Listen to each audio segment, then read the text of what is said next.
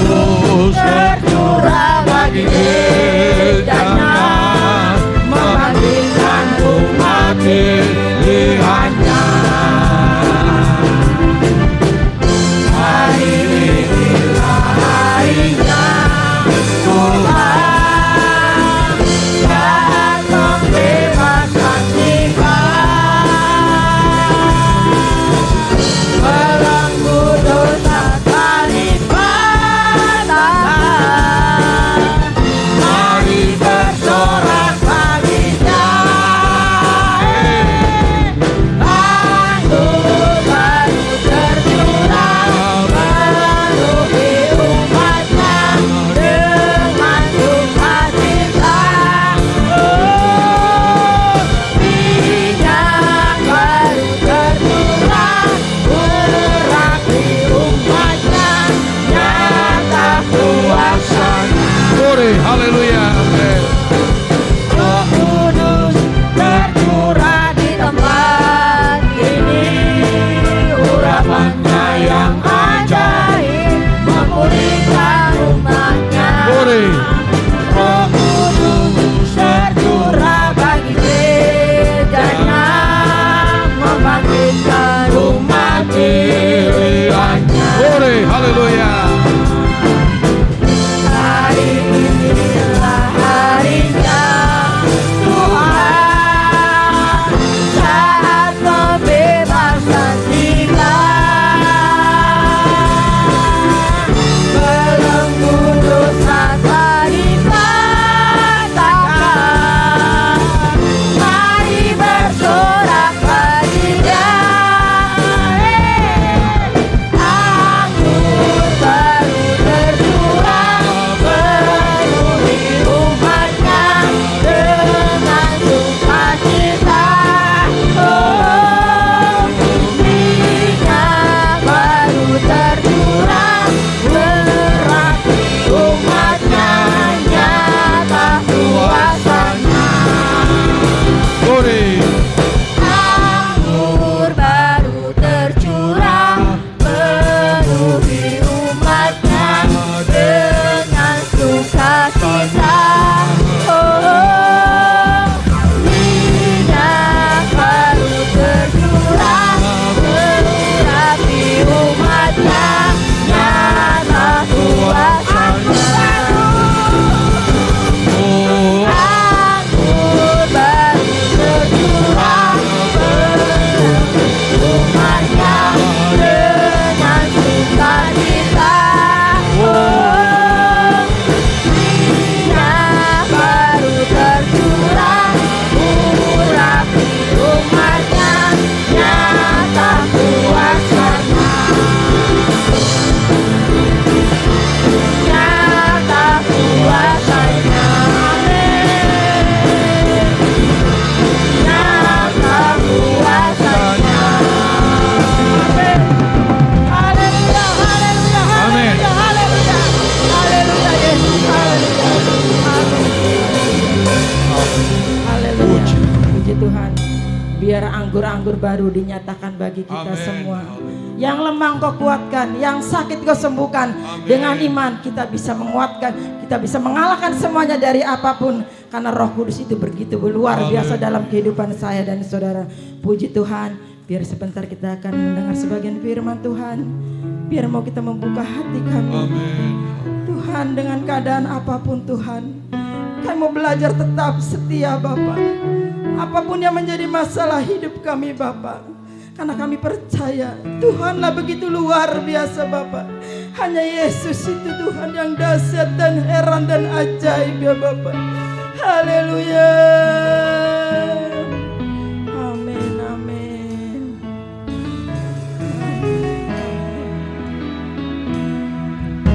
Dalam segala keadaan, Amin. Haleluya.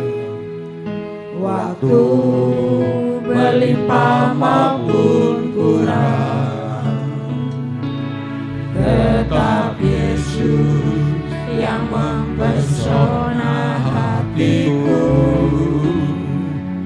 Dia beri damai dan kesempatan baru.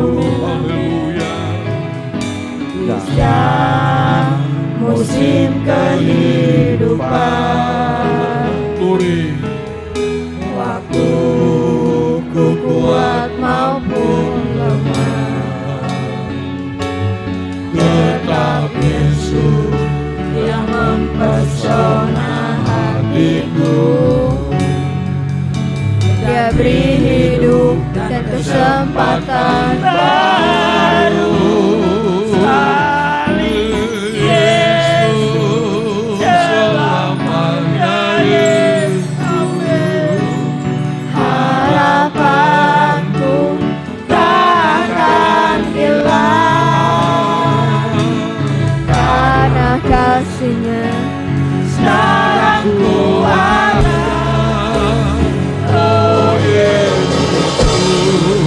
Ku cinta Kau. Mari kita undang bangkit berdiri semua. Glory.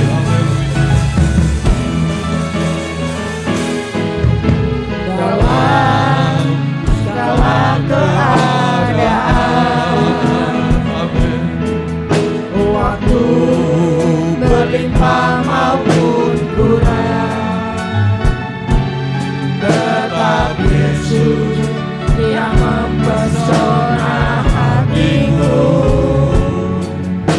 Dia beri damai dan kesempatan baru. Haleluya. Di setiap musim kehidupan, waktu ku kuat maupun lemah, Haleluya. tetap Yesus yang mempesona hatiku. Dia beri hidup dan kesempatan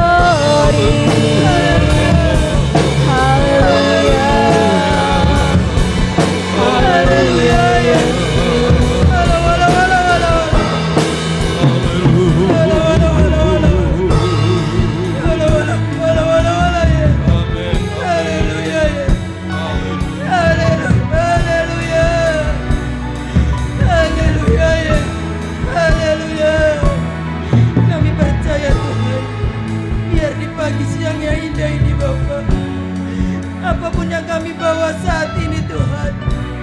Tuhan, kami percaya Tuhan Kaulah segalanya dalam hidup kami. Dengan apapun Tuhan, ajar kami tetap kuat ya Bapa. Bersamamu kami kuat. Roh Kudus yang selalu memampukan kami Tuhan. Kadang kami lemah, kadang kami tidak berdaya Tuhan, dengan adanya masalah persoalan.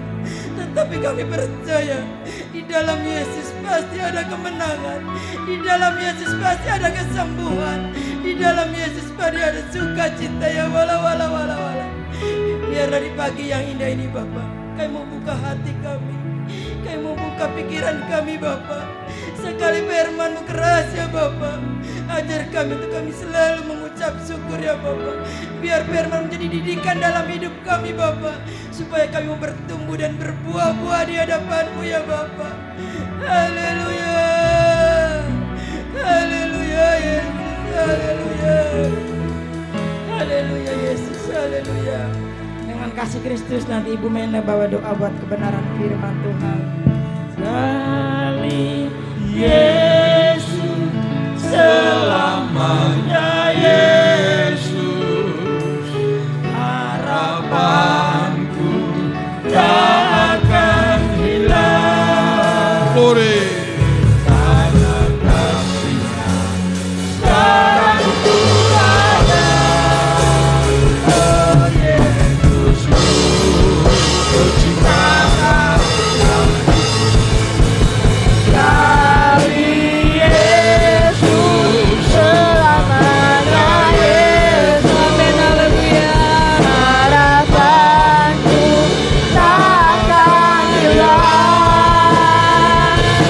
Karena kasih-Nya sekarang ku ada. Oh Yesus, ku cintakan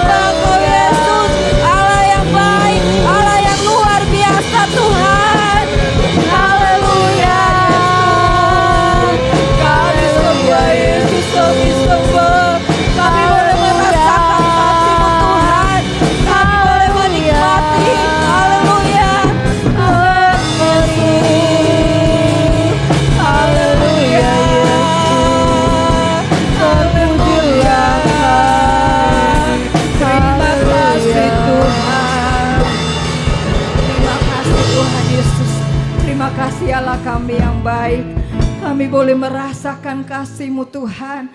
Kami boleh merasakan kehadiran Tuhan ada di tengah-tengah kami pada saat pagi hari ini ya Tuhan. Kami percaya ya Tuhan, Engkau melihat kami jemaat-jemaat-Mu Tuhan. Kami datang merendahkan diri kami di hadapan Engkau ya Tuhan. Kami mau sujud menyembah menyenangkan Engkau ya Bapa.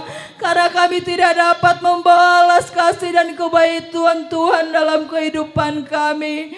Kami bersyukur, kami bangga memiliki Allah yang seperti Engkau ya Tuhan. Kami bersyukur ya Tuhan, Engkau sangat mengasihi kami ya Bapa. Kami bangga ya Tuhan memiliki Allah yang seperti Engkau ya Tuhan.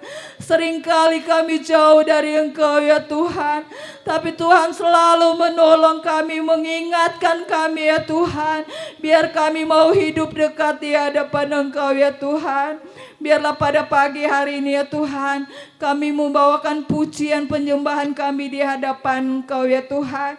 Dengan kesungguhan hati kami persembahkan yang terbaik hanya bagi Engkau ya Tuhan. Karena kami tidak dapat membalas kebaikan Tuhan dalam kehidupan kami, selain kami memuji dan menyenangkan hati Engkau ya Bapa. Itulah yang menjadi kerinduan kami ya Tuhan. Enggak pada saat ini ya Tuhan, kami mau siap lagi mendengarkan firman-Mu.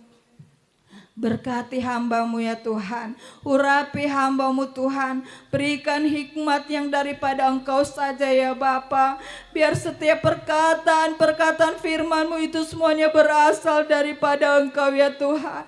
Berkati urapi hamba-Mu ya Bapa, berkati juga kami jemaat-jemaat-Mu ya Tuhan. Berikan hati yang baik, berikan hati yang dengan penuh sukacita boleh menerima firman-Mu. Sekalipun firman-Mu itu keras ya Tuhan, lembutkan hati kami, ajar terus kami ya Tuhan, biar kami boleh mengerti apa yang menjadi kehendak Tuhan dalam kehidupan kami. Karena itu sesungguhnya yang akan membawakan kami ya Tuhan di dalam kehidupan yang lebih sungguh-sungguh lagi kepada Engkau. Berkati kami semua jemaat-jemaat-Mu Tuhan. Bila mana ada kuasa jahat, roh jahat mengganggu jalannya firman-Mu, kami usir, kami patahkan dalam nama Yesus. Berkati kami mau mendengarkan firman-Mu dalam nama Yesus. Haleluya. Amin. Haleluya. Puji Tuhan. Sekali Yesus tetap Yesus, kita mempunyai Tuhan yang ajaib, luar biasa, tidak pernah berubah. Kuasanya dulu, sekarang, sampai selamanya. Puji Tuhan. Kita kembali melihat firman Allah. Kemarin kita sudah lihat di dalam ayat yang kedua. Saya juga tidak mengerti kenapa firman Allah ini tadinya hanya satu kali khotbah, tapi sudah beberapa kali. Karena sambil berdoa, sambil merenungkan firman Allah, Tuhan memberikan hikmatnya, rahasia kebenaran Allah diberikan untuk saya dan saudara pagi hari ini. Kita lihat dalam Mazmur pasal 1, ayatnya yang ketiga. Kita hormati pembacaan firman Tuhan, kita berdiri sama-sama. Kita baca dalam Mazmur 1 ayatnya yang ketiga. 2, 3. Ia seperti pohon yang ditanam di tepi aliran air, yang menghasilkan buahnya pada musimnya, dan yang tidak layu daunnya. Apa saja yang diperbuatnya berhasil. Amin. Puji Tuhan. Makin merenungkan firman Allah, Tuhan makin menyatakan isi hati Allah untuk saya dan saudara-saudara. Kenyataannya Tuhan itu begitu memperhatikan kita. Tuhan itu begitu sayang kepada saya dan saudara-saudara. Tidak dibiarkan oleh Allah kita sebagai umat yang dipilih oleh Tuhan. Kalau kita melihat saudara-saudara, Raja Daud ini bukan hanya dipakai dan diurapi oleh Allah melalui Roh Kudus. Dia menyampaikan akan apa yang kita lihat dalam ayat 1 sampai dengan ayat 3. Tetapi ini menjadi pengalaman hidup daripada Raja Daud. Bagaimana dia bisa masih remaja. Dia begitu dekat memuji dan menyembah Allah. Sampai dia naik pada tingkat berikutnya. Menjadi menantu raja. Dan seterusnya dia menjadi raja. Dia juga menjadi alat dari Tuhan. Di dalam segala apa yang Allah ingin sampaikan kepada umat-umatnya. Sehingga kalau kita lihat di dalam Alkitab. Dalam Kisah Rasul 13. Allah memberitahu tentang Daud. Dia katakan begini. Aku telah temukan seorang yang bernama Daud anaknya Isai. Seorang yang berkenan di hatiku. Dan seorang yang melakukan segala kehendakku. Itu kata Tuhan. untuk Daud. Dan kalau kita lihat di dalam pengalaman hidup daripada Daud, dia dari orang yang tidak mempunyai apa-apa. Dia hidup di pengembalaan kambing domba ayahnya yang tidak banyak, sedikit. Tapi apa kata Alkitab? Oleh karena dia itu berkenan di hadapan Tuhan, menyenangkan hati Allah, melakukan segala kehendak daripada Allah. Alkitab berkata, maka matilah Daud dengan rambutnya yang sudah putih, begitu umur sangat lanjut. Lalu dikatakan, bahkan dia penuh dengan kekayaan. Bahkan lebih dari itu, dia mati di dalam kemuliaan. Ini yang harus kita capai, usahakan untuk mendapatkannya. Daud manusia biasa, sama seperti kita. Tapi Allah menyaksikan bagaimana Daud berkenan di hadapan Tuhan.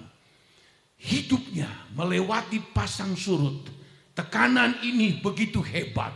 Tapi ujung-ujungnya dia hidup menyenangkan hati dari Tuhan. Makanya di dalam ayat ini kita sudah ikuti kemarin. Dia tegaskan oleh pimpinan Roh Kudus bagaimana supaya kita akan diberkati oleh Tuhan, jasmani dan rohani diberkati oleh Tuhan.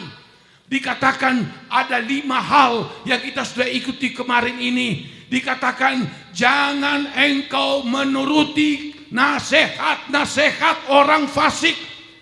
Saya ulangi, siapakah orang fasik? Orang fasik beragama, orang fasik tapi tidak mau patuh terhadap firman Allah, malah melawan akan firman Allah. Jangan engkau berkompromi dengan orang-orang yang berdosa.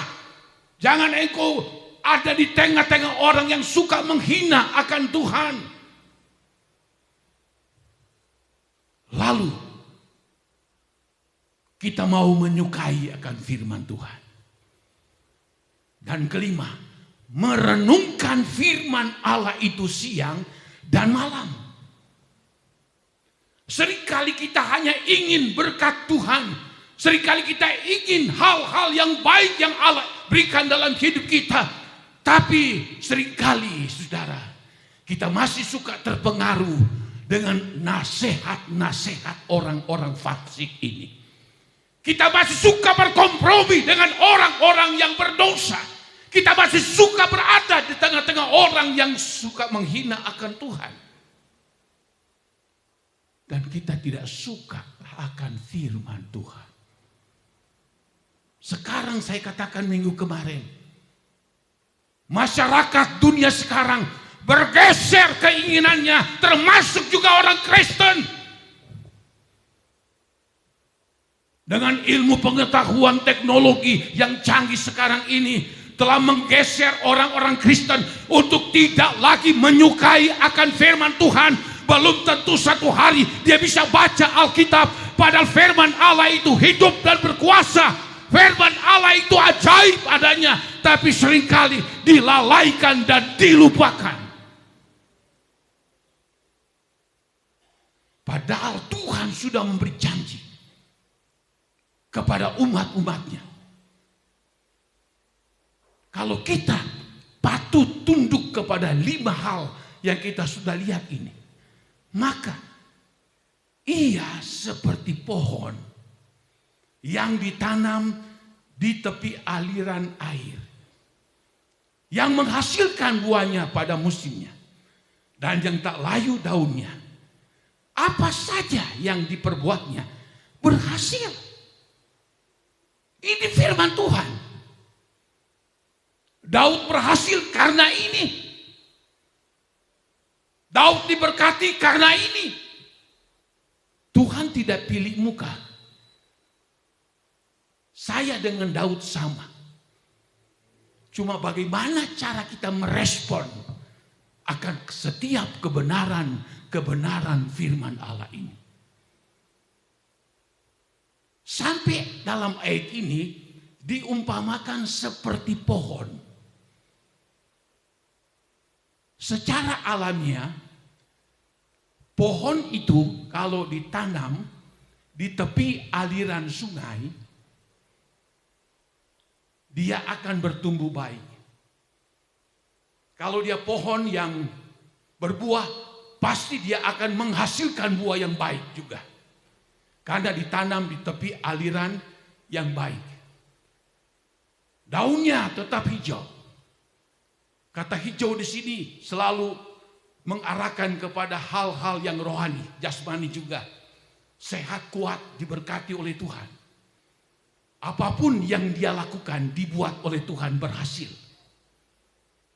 Saya renungkan. Secara alami pohon tidak punya jiwa. Pohon tidak punya pikiran. Pohon tidak punya intelektualnya. Tidak ada pohon itu. Tidak ada nyawa pohon itu. Pohon itu tidak punya pikiran. Tidak punya perasaan. Tidak punya keinginan-keinginan. Sehingga orang tebang kapanpun tidak masalah. Tapi Tuhan ambil contoh gambaran tentang pohon yang ditanam di tepi aliran sungai. Secara alami dia akan hidup. Secara alami dia akan tetap daun hijau. Secara alami dia akan berbuah. Ini Tuhan gambarkan kamu seperti pohon yang ditanam di tepi aliran air. Asal kamu mematuhi 5 hal yang ada dalam ayat 1 dan ayat 2. Apalagi kita manusia. Umat pilihan Tuhan lebih lagi. Biji mata dari Tuhan. Umat yang berharga di hadapan Tuhan. Alkitab memberitahu. Tuhan memberikan kita akal, pikiran, pengertian. Tuhan memberikan kita kemampuan untuk melakukan apapun. Tuhan lengkapi tubuh kita, manusia kita dengan begitu luar biasa. Sehingga muncul daya cipta apapun, kreasi-kreasi apapun yang akan menghasilkan. Karena Allah ciptakan manusia itu begitu luar biasa. Beda dengan pohon. Dalam ayat ini kita lihat. Lihatlah pohon. Tidak ada akal, tidak ada pengertian, tidak ada intelektual di dalamnya. Dia tidak bernyawa. Tapi kalau dia hidup di tepi aliran sungai, dia akan menghasilkan. Apalagi kita. Manusia istimewa ciptaan dari Tuhan. Tapi kenapa seringkali kita gagal mencapai keinginan Allah yang Allah ingin berikan untuk kita? Kita berkata, oh saya orang Kristen. Oh saya berbakti. Tapi kita koreksi diri kita. Mungkinkah kita masih suka lebih mendengar nasihat orang fasik? Lebih berkompromi dengan dosa? Tidak menyukai akan firman Allah? Tidak merenungkan firman Allah siang dan malam? Lalu kita mengklaim, oh berkati saya Tuhan.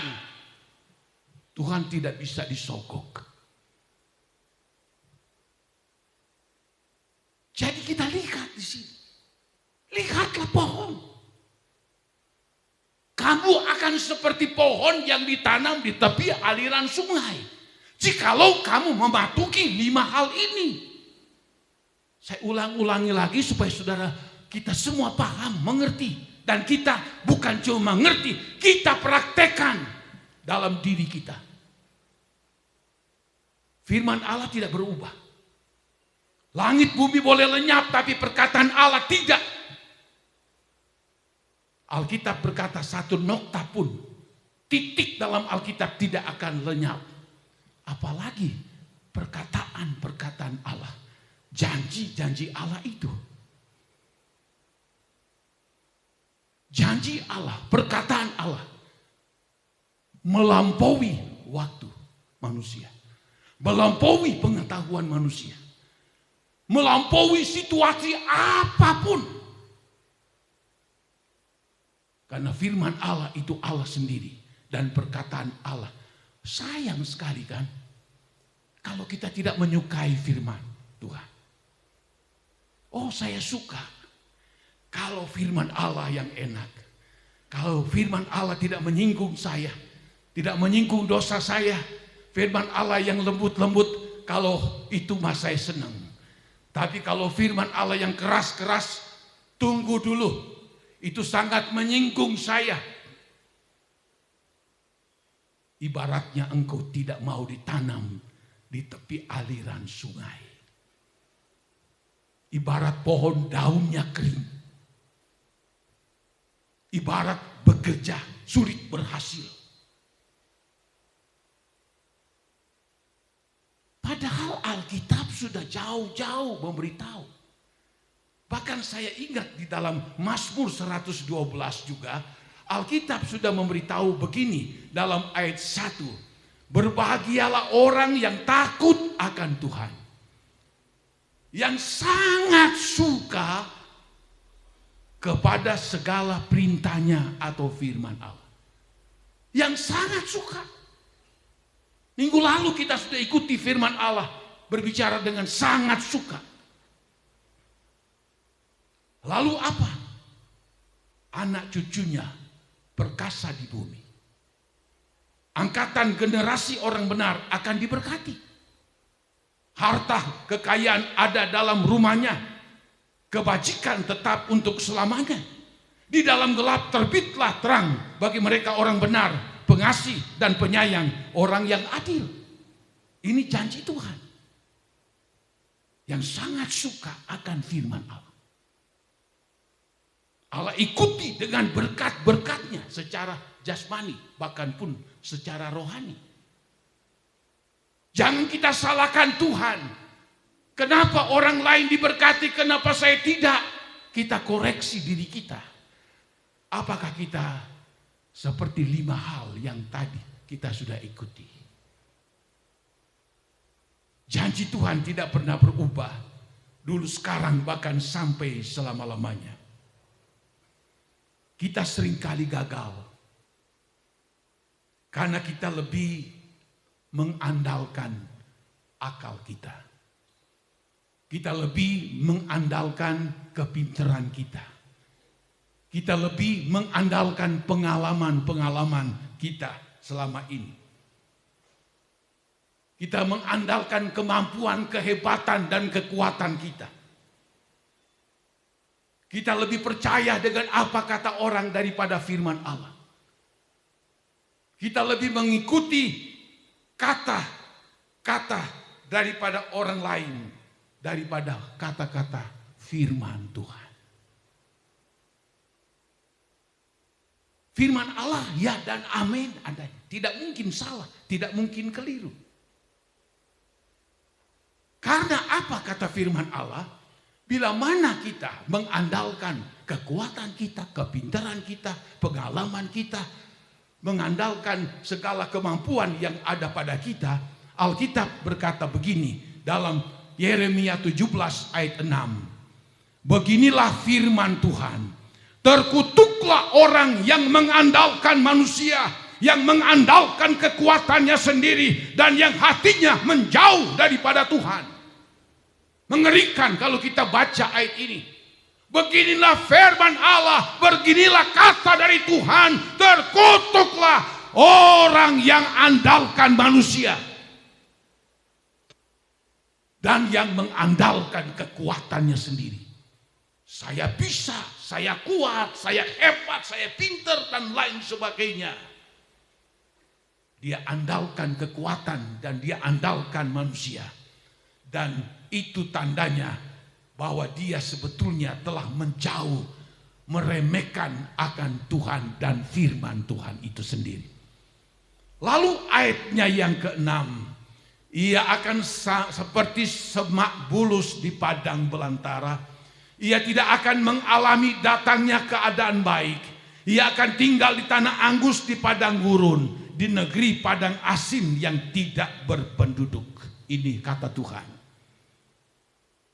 Orang yang andalkan kekuatan kepintarannya manusia sendiri, maka disebutkan dia seperti semak bulus.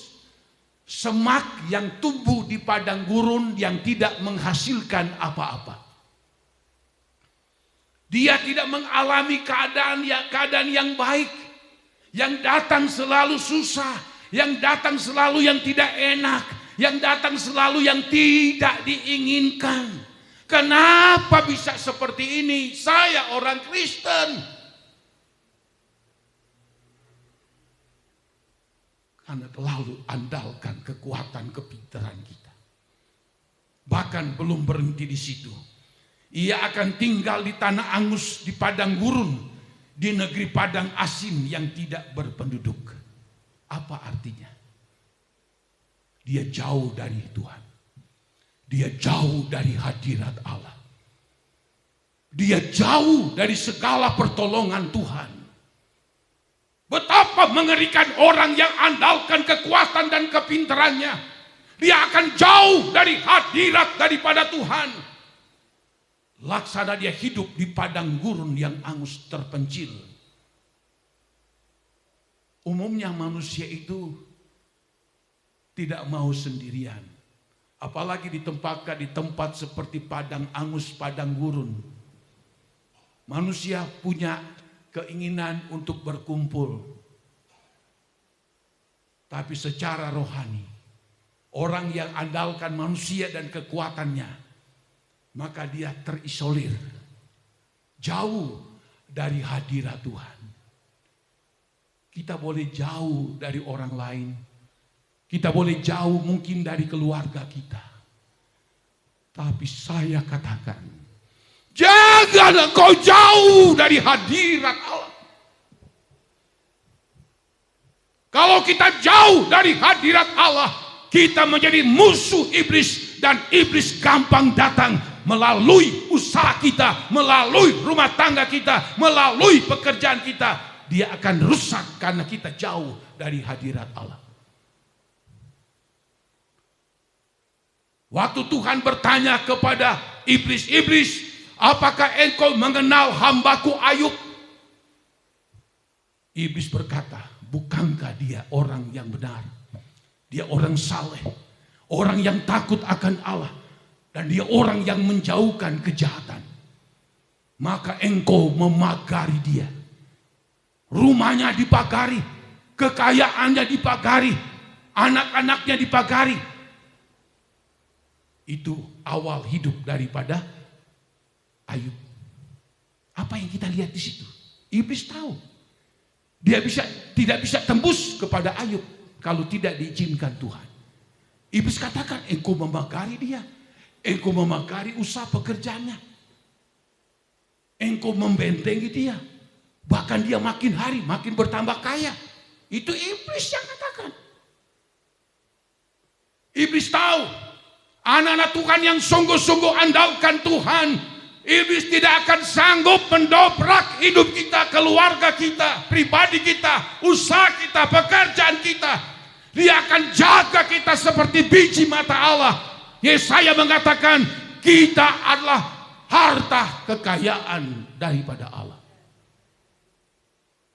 Isi hati Tuhan ingin sekali melihat kita menikmati janji-janji Allah yang indah. Tapi sekali lagi seringkali gagal, seringkali meleset.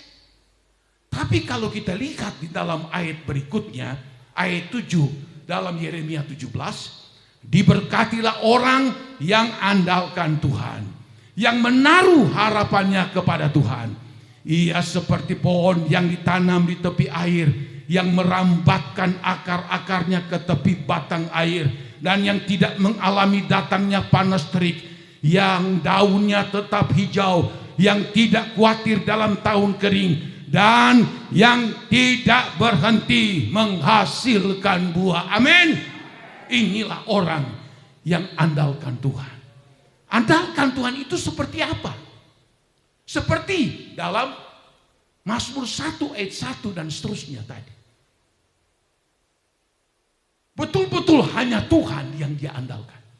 Hanya Tuhan yang dia harapkan. Hanya Tuhan yang dia percaya. Seluruh kehidupannya, keluarga, usaha, apapun, dia hanya percaya, andalkan Tuhan. Berharap dan bersandar sepenuhnya kepada Tuhan. Meskipun banyak tantangan, ujian, cobaan, kesukaran datang, tidak menggeserkan harapan kita. Meskipun banyak masalah terjadi, tidak menggoyahkan iman kita. Karena pada saat kita tetap pegang janji Tuhan, tidak kendor iman kita, di situ mujizat Allah dinyatakan, pertolongan Allah didatangkan untuk saya dan saudara. Seringkali kita hanya melihat kesukaran, kita hanya melihat masalah. Kenapa ini terjadi lagi dan terjadi lagi. Dan seringkali melihat itu kita bisa menjadi lemah. Kita menjadi putus asa, kita menjadi kecewa. Kenapa Tuhan? Saya orang Kristen. Jangan kita salahkan Tuhan. Kita koreksi diri kita. Apakah kita seperti Daud ini? 5 hal ini yang dia taruh dalam kehidupannya. Kalau kita lewati yang lain, jangan salahkan Tuhan. Kita koreksi diri kita. Kenapa terjadi begini? Kenapa seperti benang kusut yang sulit untuk bisa diluruskan? Kita koreksi diri kita. Kita lihat, Alkitab memberitahu, orang yang andalkan Tuhan, di situ dikatakan sama lagi seperti Mazmur 1 ayat 3. Dia seperti pohon yang ditanam di tepi air. Mazmur Daud yang mengatakan. Ini Yeremia sendiri yang mengatakan. Zamannya Yeremia itu zaman umat Allah yang penuh dengan kesukaran dan kesulitan. Bahkan pun terjadi krisis rohani yang begitu hebat zaman itu. Maka datanglah Tuhan melalui Roh Kudus kepada Yeremia. Beritahukan jemaat Tuhan. Andalkan Tuhan. Engkau seperti pohon yang ditanam di tepi aliran sungai. Dan apa yang dikatakan? Merambat ke akar-akarnya ke tepi batang air. Akar-akar dari pohon itu merambat. Dia akan menemukan nutrisi-nutrisi yang ada di dalam tanah dan di dalam air. Untuk membuat pohon itu dikatakan tidak akan mengalami datangnya panas terik.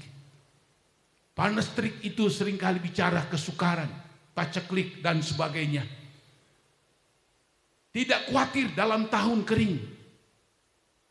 Masalah kesulitan ekonomi sekalipun. Dan disebutkan ayat terakhir. Dan yang tidak berhenti menghasilkan buah. Tuhan menjamin firman-Nya. Langit dan bumi boleh lenyap. Firman Allah tetap kekal sampai selama-lamanya. Saya sangat yakin ini. Saya sangat yakin.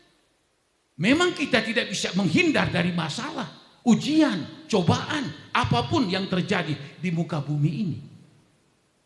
Tetapi masalah demi masalah, tantangan ujian sehebat apapun, jangan menggeser keyakinan kita akan firman Tuhan. Sebab apa?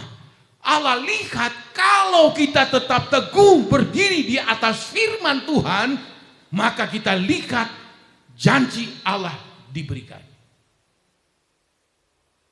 Abraham sudah sangat kaya. Tapi masalahnya Tuhan lihat ini Ishak sudah sangat mengambil porsi kasihnya terhadap Tuhan. Bahwa memang Alkitab memberitahu, ambillah anakmu yang sulung, Ishak namanya, yang engkau kasihi. Itu kata Tuhan. Seolah-olah Tuhan berkata, ayo sekarang engkau akan lihat, aku akan menguji engkau. Aku sudah tolong engkau dari Ur Kasdim, datang di padang Haran sampai di tanah perjanjian. Sekarang engkau sudah menjadi kaya raya dan engkau sudah mendapat anak, dan anak itu sekarang engkau kasihi. Kasihmu kepada Tuhan sudah mulai berkurang oleh sebab ini anak ini. Tuhan katakan, bawa dia ke gunung yang aku tunjuk kepadamu. Engkau persembahkan dia di sana. Wow. Logika manusia, anak yang dia sangat kasihi. Nanti dia akan bawa ke gunung 3 hari 3 malam perjalanan. Lalu dia akan sembelih, lalu akan dibakar, dipersembahkan kepada Allah. Aduh, apa ini Tuhan tidak salah? Saya protes sama Tuhan. Saya tunggu 25 tahun untuk mendapatkan Ishak. Tapi kenapa sampai mau diambil seperti ini? Tidak ada ayat yang disebut Abraham protes sama Tuhan. Tidak ada. Kenapa bisa begitu? Dia sadar. Dia sudah menempatkan kasihnya kepada Allah. Allah jadi nomor 2. Sekarang anaknya yang nomor 1. Dan dia tahu ini adalah ujian. Dia bawa. Sudah mendekati gunung, bukit itu. Ishak berkata begini, Bapa, ada kayu, ada api. Di manakah domba untuk dipersembahkan? Orang tua mendapatkan kata-kata anak yang dia kasih seperti itu. Kalau tidak tahan bisa pingsan dia tuh. Dalam hati, engkau yang Allah minta untuk dipersembahkan. Tapi Abraham tidak sampaikan itu. Tapi kita lihat kepekaan Abraham kepada Allah luar biasa. Dia peka. Dia katakan apa kepada Ishak anaknya? Tuhan yang akan menyediakan untuk korban persembahan. Dia tahu kalau dia sudah kembalikan lagi kasihnya kepada Bapa di sorga. Urusan persembahan itu urusan lain. Bukan urusanku, itu urusan dari Tuhan. Ini kepekaan Abraham luar biasa. Apa sebab? Dia dekat dengan Allah dan dia sahabat dari Allah. Dia tahu isi hati daripada Allah. Kita lihat waktu dia mau potong anaknya. Malaikat Tuhan, jangan engkau potong anakmu. Aku sudah lihat engkau lebih mengasihi Allahmu daripada anak yang kau kasih ini. Lalu dia memaling ke kanan. Seekor domba jantan. Tanduknya tersangkut di kayu. Lalu terbukti Tuhan mengadakan. Lolos dia dalam ujian. Dan Tuhan adakan. Makanya itu disebut Allah Yehova Yireh. Allah mengadakan dari yang tidak ada menjadi ada. Seringkali Allah uji kita. Kasih kita. Respon kita, kesungguhan kita berkurang. Dia uji kita. Kalau kita peka, kita seperti Abraham. Tapi kalau kita tidak peka, ya sudah, selamat tinggal. Lalu setelah itu Tuhan berkata kepada Abraham, karena engkau tidak menyayangi anakmu untuk dipersembahkan, maka segala berkat-berkat ini akan dilimpah ruahkan kepadamu. Seluruh berkat pintu surga ibaratnya dibukakan semua untuk Abraham. Ini kita lihat Abraham dalam kesukaran, kesulitan, ujian yang begitu besar. Dia tidak hilang kepekaannya sama Tuhan. Seringkali kalau kita ada tantangan, ada ujian, ada persoalan, ada kesukaran, kepekaan kita sama Tuhan bergeser. Kepekaan kita kepada Tuhan hilang. Menjadi dingin, menjadi tawar. Padahal pada titik-titik seperti itulah Allah uji kita sejauh mana engkau merespon mengasihi aku. Dalam titik itu Allah lihat kita. Luar biasa. Saya bukan sekedar khotbah. Dan saya sendiri alami semua apa yang saya katakan ini. Karena andalkan Tuhan di dalam kehidupan ini. Tuhan ingin sekali menolong kita. Tuhan ingin sekali isi hati Tuhan. Diibaratkan kita ini seperti pohon yang ditanam di tepi aliran sungai. Mazmur 1 ayat 3 sampai terakhir. Segala yang kau kerjakan akan berhasil. Lalu dalam Yeremia 17 ayatnya yang ke-8 terakhir. Dan dikatakan dalam ayat ini. Dan yang tidak berhenti menghasilkan buah. Ibarat pohon dia akan terus menghasilkan buah. Pada musimnya dalam Mazmur 1 ayat 3. Pada waktu kita diberkati Tuhan, tidak ada setan pun yang akan menghalangi berkat itu datang kepada kita. Selihai, sehebat orang merampas berkat Allah untuk kita, tidak akan bisa. Tuhan jaga berkat itu sampai di depan rumahmu, bahkan sampai di dalam rumahmu berkat itu.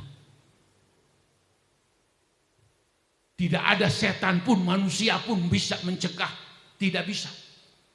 Karena Tuhan yang perintahkan itu berkat, bukan manusia. Tapi memang tidak seperti membalikan tangan.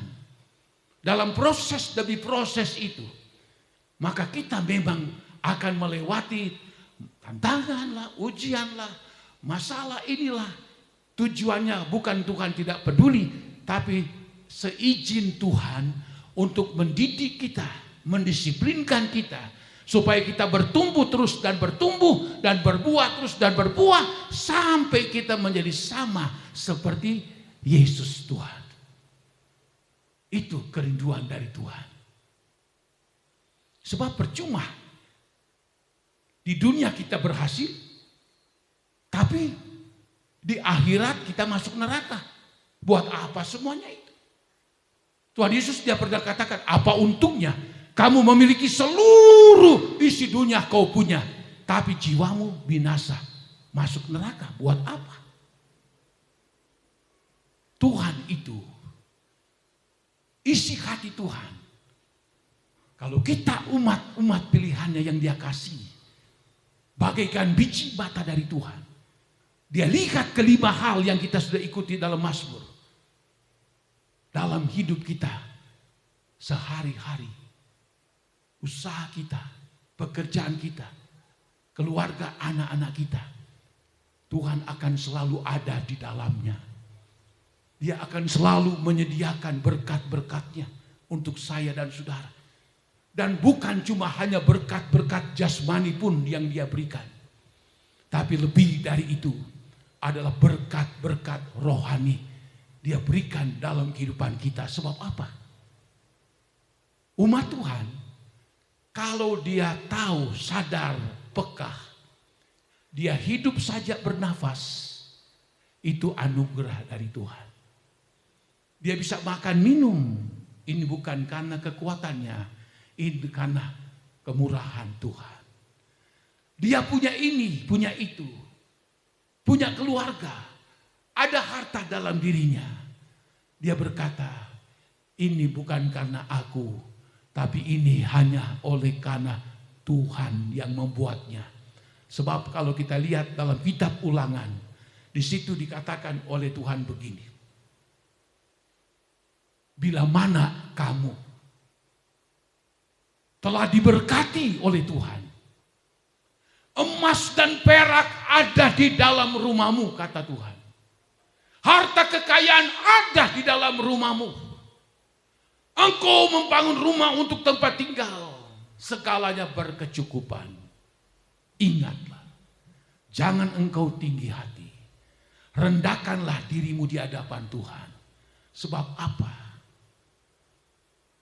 Engkau diberkati oleh Tuhan. Karena Allah ingin tunjukkan kebenaran firman-Nya.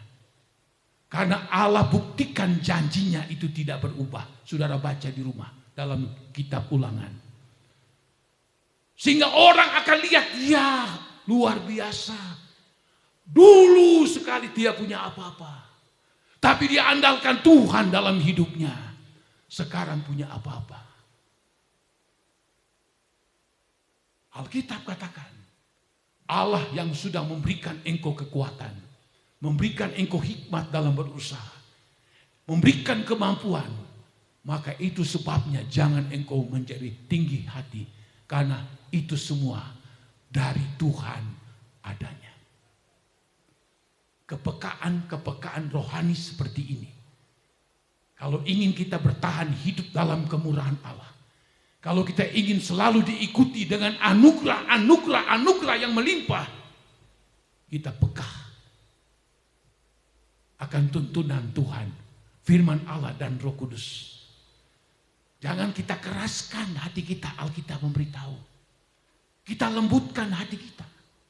Kadangkala istri dipakai Tuhan menasihati suami. Kadangkala suami dipakai Tuhan menasihati istri. Kadangkala orang tua dipakai Tuhan menasihati anak. Kadangkala anak-anak dipakai Tuhan menasihati orang tua. Nah, kalau kita tidak memiliki kepekaan, kita anggap, apa kamu istri, apa kamu suami, apalagi kamu anak. Saya alami dalam hidup saya. Kadang-kadang saudara, saya masih ngajar sekolah minggu, tiba-tiba ada anak sekolah minggu nyelutuk, saya kaget. Wah, ini anak ini rupanya dipakai Tuhan. Ya, dipakai Tuhan. Kok tiba-tiba anak ini ngomong? Lalu saya taruh dalam hati, wah ini jangan-jangan Tuhan pakai ini anak. Kadang-kadang suami mau terperosok, istri dipakai Tuhan. Begitu juga sebaliknya, istri kepada suami. Orang tua kepada anak. Nah, kalau tidak ada kepekaan. Nah, saudara-saudara, seringkali hal-hal yang sepele kita anggap, itu seringkali mendatangkan kehancuran. Kepekaan itu ada 3 hal yang ada bekerja di dalamnya. Kepekaan itu akan begitu kuat mendampingi hidup kita. Kenapa?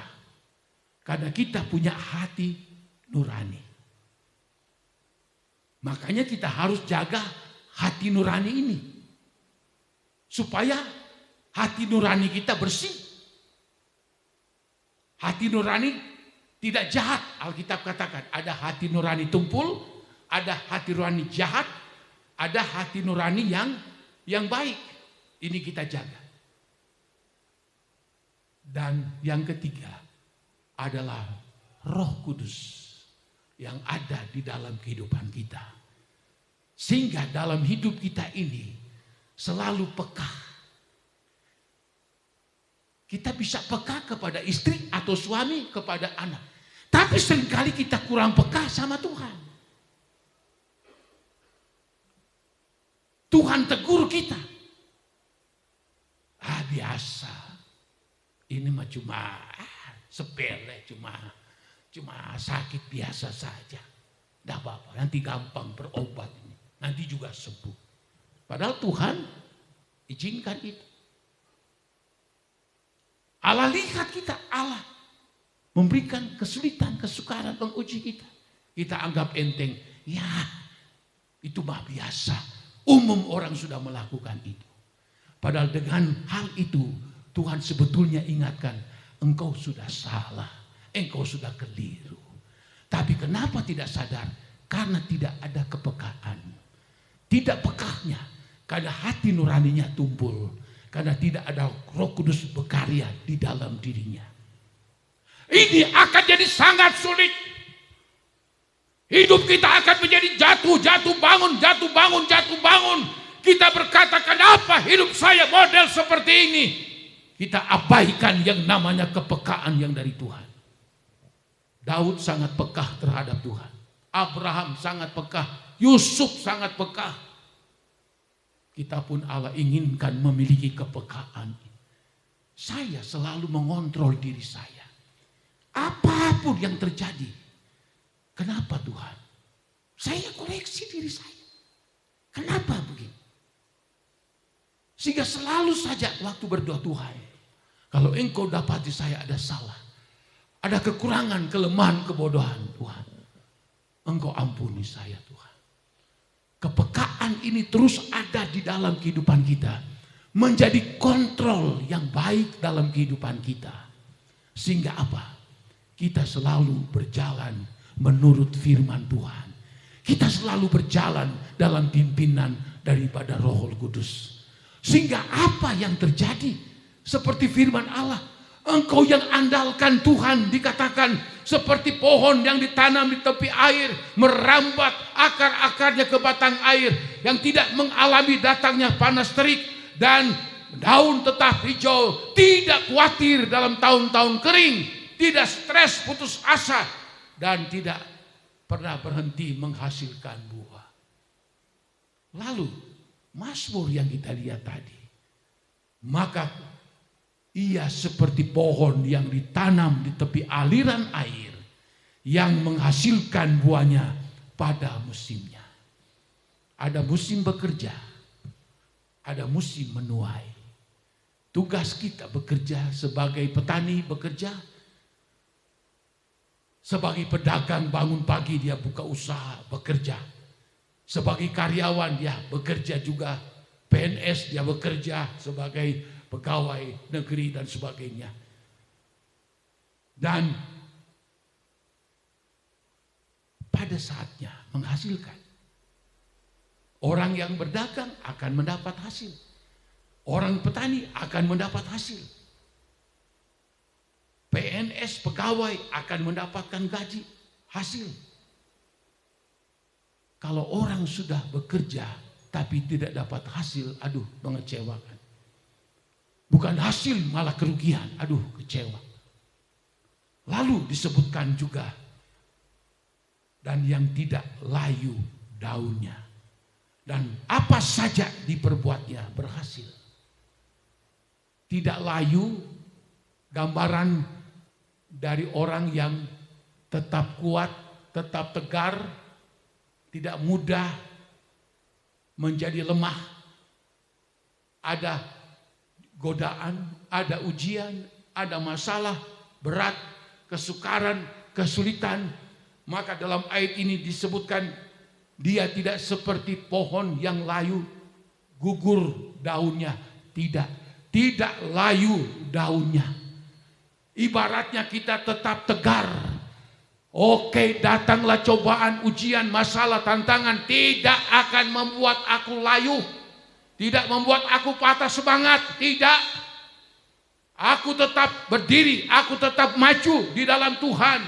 Itu namanya tidak akan layu daunnya. Haleluya. Dan apa saja yang diperbuatnya berhasil. Daud, kalau saudara lihat, apa yang dia lakukan berhasil. Yusuf, dia lakukan berhasil. Banyak contoh-contoh di dalam Alkitab.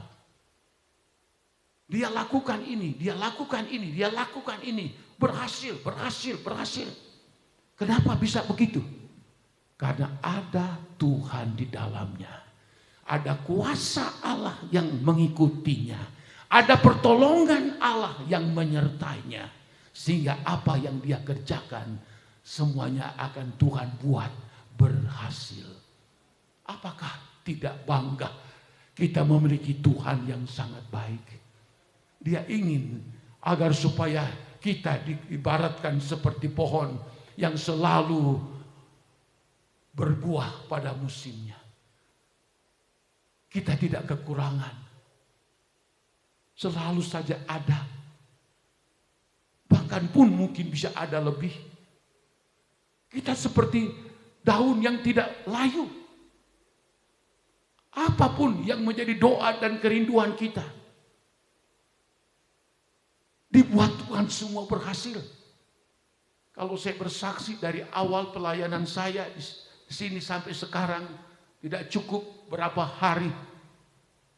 Tapi kuncinya, kesimpulannya benar-benar.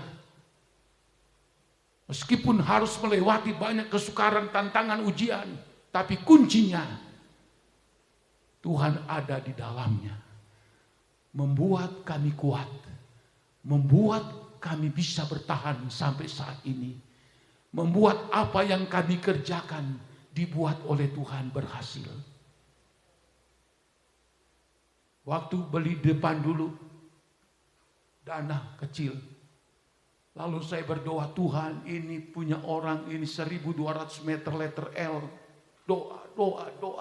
Saya jalani setiap pagi. Hampir setiap pagi berhasil. Beli lagi ini.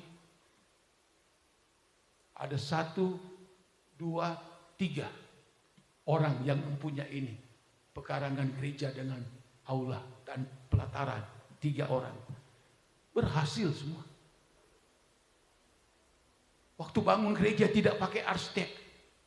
Saya suruh tukang gali 30 meter ujung, 10 meter ke sini. Ada yang berkata, bangun gereja, kenapa tidak dekat jalan raya? Saya punya visi, nanti di depan gereja ada pekarangan, orang bisa parkir. Sebab di kota besar, orang sudah di depan gereja, tidak datang ke gereja, tidak ada parkiran. Puji Tuhan, sampai sekarang kita bisa menikmati parkiran. Kita tidak takut kasih tinggal di pinggir jalan itu kendaraan, motor atau mobil. Bangun aula, modal kecil 5 juta. Satu waktu saya pergi di aula yang masih belataran, Tuhan. Masih banyak sekali biaya yang akan dibutuhkan Tuhan. Mau minta dana kemana lagi Tuhan. Tapi heran saudara. Berjalannya sampai selesai, sampai tidak ada utang.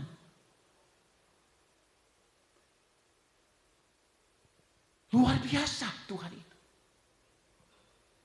Membeli tanah di samping 2000 meter. Logika manusia tidak mungkin. Tapi kami doakan bertahun-tahun, tujuannya apa? Jangan sampai tanah itu dibeli oleh orang lain, lalu dia bangun apa-apa di situ, lalu akan membuat gereja kita tergusur. Itu inti saya berdoa, kami berdoa suami istri. Puasa 3 hari sampai istri saya bisa muntah darah. Dan mendoakan ini. Gereja sudah ada Tuhan, tanah gereja sudah ada. Ini tanah ini supaya jangan orang beli, dan ini untuk tanah yang kami punya pribadi. Mujizat terjadi. Tuhan kabulkan, bisa membeli. Oh, mujizatnya luar biasa sekali. Kalau ceritakan panjang. Bangun rumah lagi apa? Saya tidak pakai arsitek tukang. Suruh orang gali segini. Bukan pakai meteran. Pakai bambu panjang 5 meter. Entah benar 5 meter atau tidak. Ukur, shot, kenen. Wah, mungkin Pak. Iya. Dengan iman bisa jalan. Dibuat Tuhan berhasil. Bukan kuatan, bukan gagah kami. Tapi kami melihat ada mujizat dari Allah. Kalau kita lakukan 5 hal ini, ada tangan Allah di dalamnya. Ada campur tangan Tuhan di dalamnya. Dan kalau Allah sudah tolong Abraham, Ayub, Daud, saya dan saudara juga, kita punya Tuhan yang sama pada pagi siang hari ini. Kalau mungkin kita koreksi diri saya, kita berkata, kenapa saya belum?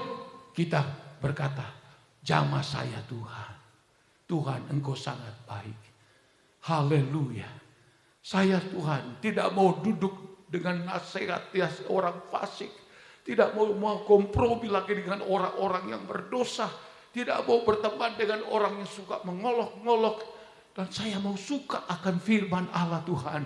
Dan saya akan merenungkan firman itu siang dan malam. Haleluya. Dan soal pertolongan Allah. Soal rezeki. Soal berkat. Bukan urusan kita. Urusan Allah. Pencipta langit dan segenap isinya. Kalau dia suruhkan perintahkan berkatnya. Dalam Mazmur 127. Di situ dikatakan. Dia perintahkan berkatnya datang di Bukit Sion. Siapakah Bukit Sion? Kita umat-umat Allah. Embun dari Gunung Hermon. 200 km dari utara. Tapi dia datang tepat di Bukit Sion. itu bicara berkat Allah tidak keliru. Haleluya. Tidak nyasar, tapi Allah ingin lihat hati kita. Pada pagi ini, sementara firman Allah disampaikan, izinkan Roh Kudus, engkau miliki kepekaan, engkau merasa ada banyak hal yang kurang dalam dirimu, sehingga kuasa Allah tidak bebas bekerja. Tidak ada jalan lain. Kita datang merendahkan diri. Tuhan, ampuni saya Tuhan. Ampuni Tuhan. Oh, saya mau peka. Saya mau sungguh-sungguh Tuhan kepadamu. Dan kita akan lihat pertolongan pembelaan Allah itu nyata. Bukan hanya di dunia, tapi sampai di sorga yang kekal sampai selama-lamanya. Haleluya. Mari kita masuk di dalam doa. Haleluya.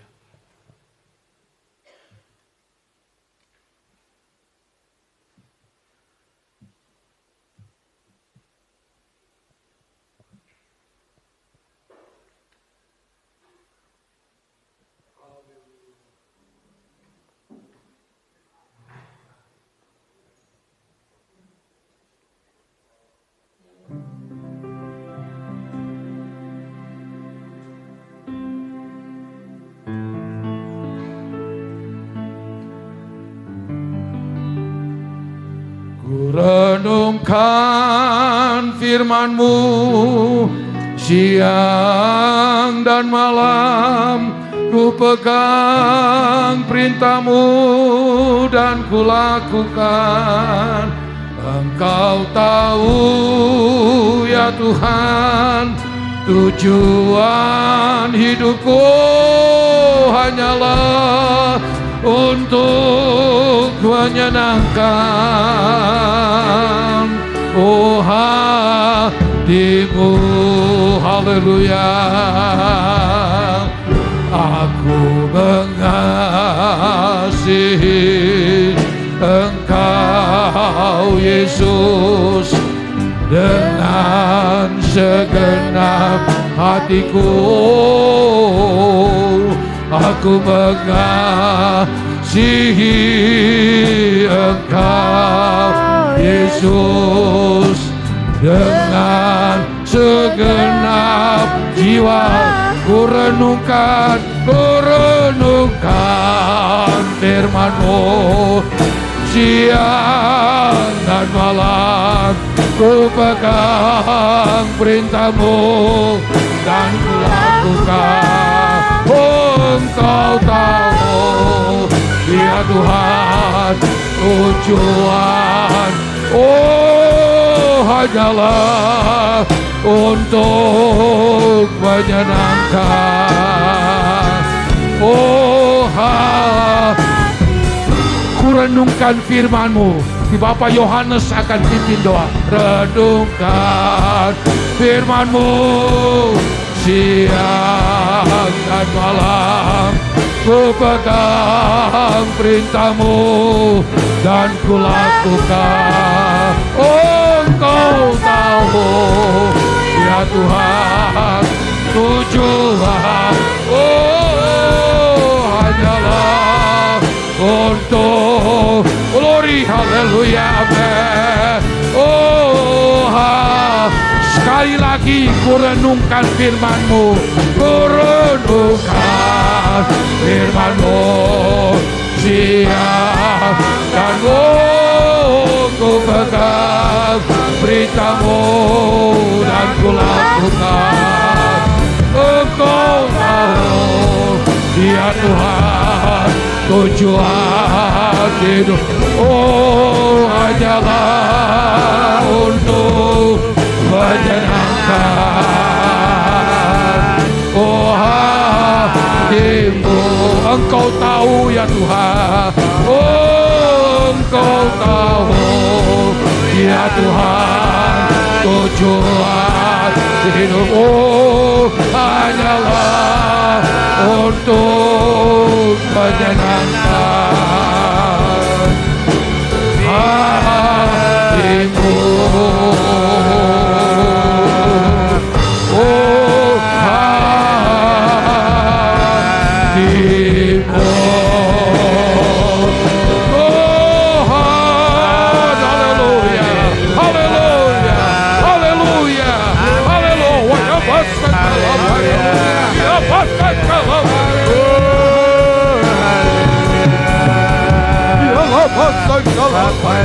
Haleluya, haleluya. Oh, Haleluya Yesus. Amin. Haleluya. Amin. Haleluya Yesus. Amin. Haleluya Yesus. Haleluya. Haleluya Yesus. Terima kasih Bapa kami di dalam kerajaan surga.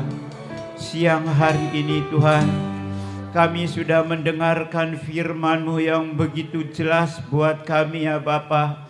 Apakah kami mau melakukan, apakah kami mau tidak melakukan, itulah terserah ada di pikiran kita masing-masing ya Bapa. Begitu indahnya Bapa firman-Mu siang hari ini Tuhan.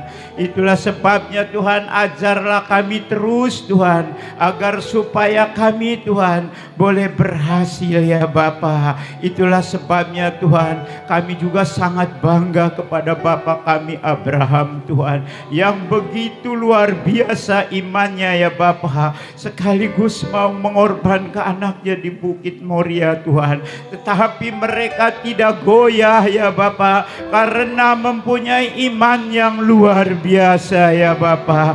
Itulah sebabnya Tuhan, ajarlah kami terus, agar dan supaya kami Tuhan taat akan firman-Mu ya Bapa, mau melakukan kebenaran firman-Mu ya Tuhan, agar dan supaya apa yang kami tanam itulah akan menjadi berhasil buat kami ya Bapa. Karena tanaman kami itu Tuhan selalu mengalir di tepi air yang mengalir Bapa.